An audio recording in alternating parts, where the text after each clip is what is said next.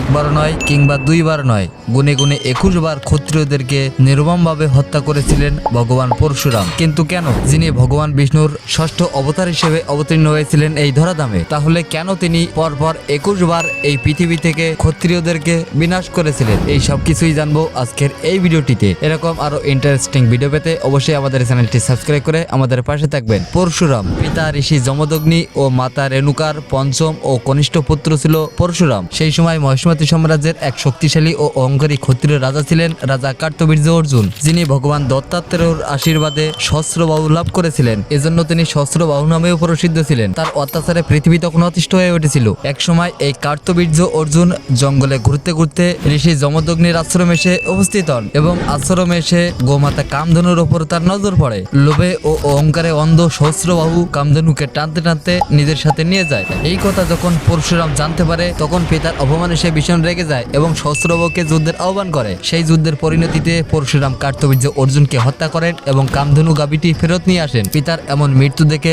সহস্রবাহুর পুত্ররা সেই সময় যুদ্ধভূমি ছেড়ে পলায়ন করলেও তারা পিতৃহত্যার প্রতিশোধ নেওয়ার জন্য অতিষ্ঠ হয়ে ওঠেন এবং একদিন সুযোগ বুঝে তারা ঋষি যমদগ্নির আশ্রমে আক্রমণ করেন এবং ঋষি যমদগ্নিকে নির্মমভাবে হত্যা করে। ঋষি যমদগ্নিকে হত্যা করার সময় তার শরীরে 21 বার আঘাত করা হয়। পিতার এমন মৃত্যুতে পরশুরামের ক্রোধের সীমা অতিক্রম করে যায়। প্রচন্ড রাগে ও ক্ষোভে পরশুরাম প্রতিজ্ঞা করে বসেন যে আমি এই মুহূর্তে ক্ষত্রিয়দের শোষণ ও অত্যাচার থেকে এই মাটিকে মুক্ত করব এবং যেহেতু আমার পিতার শরীরে 21 বার আঘাত করা হয়েছে, সেহেতু এই ক্ষত্রিয় রাজা কার্তবীর্য অর্জুনের 21 বংশকে আমি ধ্বংস করব। আর এই প্রতিজ্ঞার ফলস্বরূপ ভগবান পরশুরাম 21 বার রাজা কার্তবীর্য অর্জুনের 21 বংশকে শুধুমাত্র গর্ভবতী মহিলা ছাড়া সকলকে সমূলে বিনাশ করেন। আর এর সাথে সাথে সেই সময় সকল অত্যাচারী ও অহংকারী ক্ষত্রিয় রাজাদেরকে ভগবান পরশুরাম এই পৃথিবী থেকে বিনাশ করেন।